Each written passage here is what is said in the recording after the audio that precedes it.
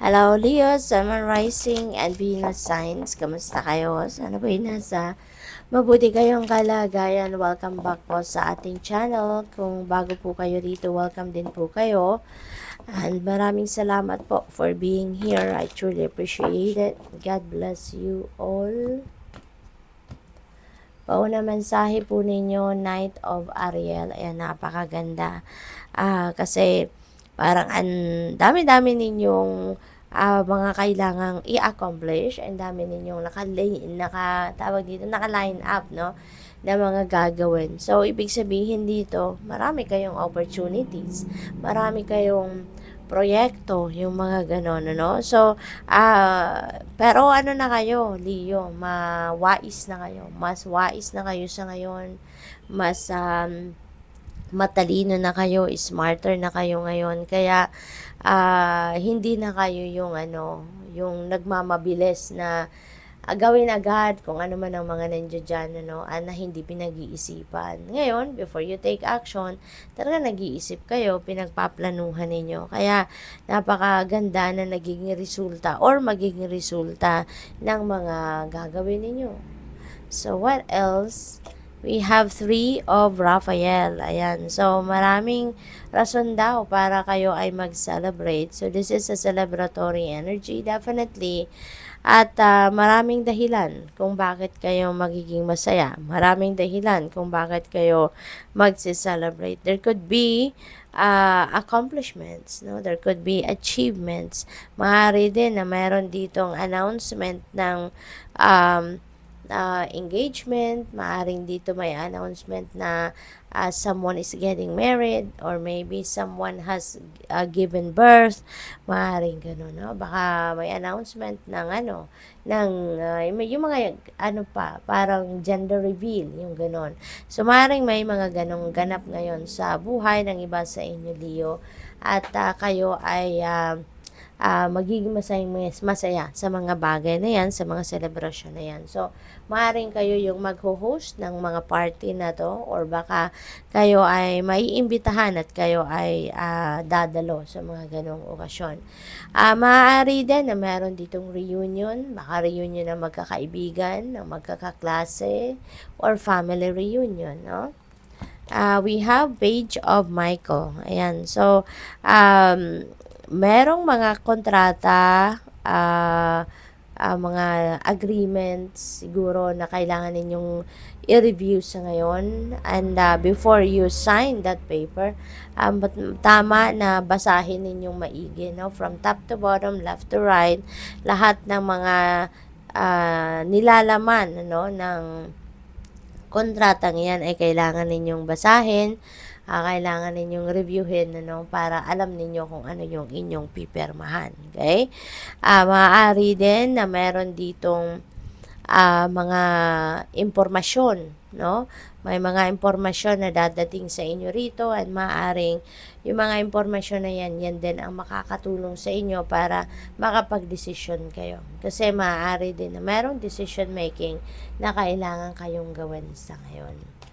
We have Knight of Michael. Ayan. So, this is a fast-moving energy. Okay? So, kailangan magmabilis kayo sa ngayon. Kasi, malilift na ngayon yung mga delays. Kung dati yung mga ginagawa ninyo, naaantala, nagkakaroon ng blockages. Ngayon, na malilift ng mga yan, at bibilis na ang galawan ng mga bagay-bagay sa buhay ninyo sa ngayon. Mga tinatransaksyon ninyo, mga pakikipag-usap ninyo, mga kailangang gawin, it's time to move quickly na. Okay? Kaya maraming mga biglaang magaganap dito sa buhay ninyo, maraming mga pagbabago na maaaring maganap sa ngayon. 4 of Michael. Ayan. So, you know what? Ang iba sa inyo siguro nai-stress, no?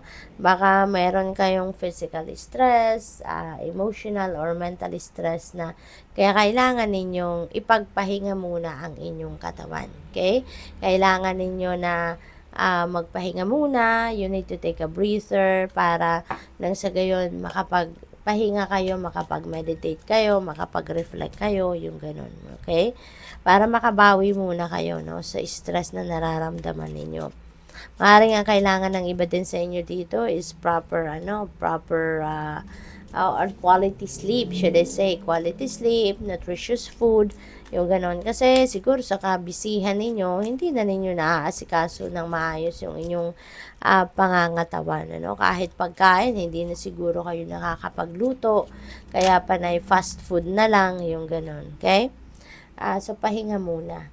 If in doubt, ask for inspiration from above. Ayan. So, siguro, meron din kayong desisyon making na kailangan gawin sa ngayon. Pero, baka nagdadalawang isip kayo or baka nagdududa kayo, no, sa naiisip ninyo. Kaya, humingi kayo ng tulong from the Divine Universe and the rest of your spirit team. Dasal kayo and for sure, bibigyan kayo nito ng kasagutan, bibigyan kayo ng enlightenment, and pag humihingi din tayo, ng tulong kagaya ng ganyan, kailangan din nating gawin yung parte natin. Kasi hindi din yan basta-bastang mababasa mo na lang sa kung saan mo makikita or hindi na lang yung babagsak sa lap mo kung ano yung sagot sa'yo ng universe. But you also need to make or to do your part, no? Pakinggan ninyo ang inyong intuition kasi kadalasan dyan dumadaan ang mensahe ng Divine Universe. Dumadaan yung sagot, no, sa inyong mga tanong, sa mga hinihingi ninyong enlightenment, yung ganon. Your angels will only give you the challenges that you are capable of handling. Kaya huwag kayong mag-alala. Okay? Huwag kayong mag-alala kung ano yung kaya ninyo, yun lang ang ibibigay sa inyo. Hindi kayo bibigyan ng problema or challenging situations na hindi nyo kayang i-handle or hindi nyo kayang lusutan. Kaya huwag kayong mag-alala, no? Lagi lang tayong magdadasal, lagi lang tayong humingi ng tulong sa Panginoon, sa ating mga angels and the rest of our spirit team. Okay? You are what you think, so think positive thoughts. Okay? This is a beautiful reminder na kung ang resulta, no, ng kung ano ang nakikita ninyo sa inyong 3D reality, yun ang iniisip ninyo. Yan ang naging laman ng isip ninyo. Yes, kasi 'di ba, kung ano nga yung iniisip natin, ano yung nararamdaman natin, that is what's happening sa buhay natin. 'Di ba? Ina-attract natin 'yan no? Yan ang namamagnetize natin sa buhay natin. Kaya be aware, no, na lagi lang positibo ang dapat laman ng isip natin so that positive situations and positive things lang din, no? And positive experiences lang din ang dumating sa atin. So, good luck po. Thank you for watching. Love and light. Namaste.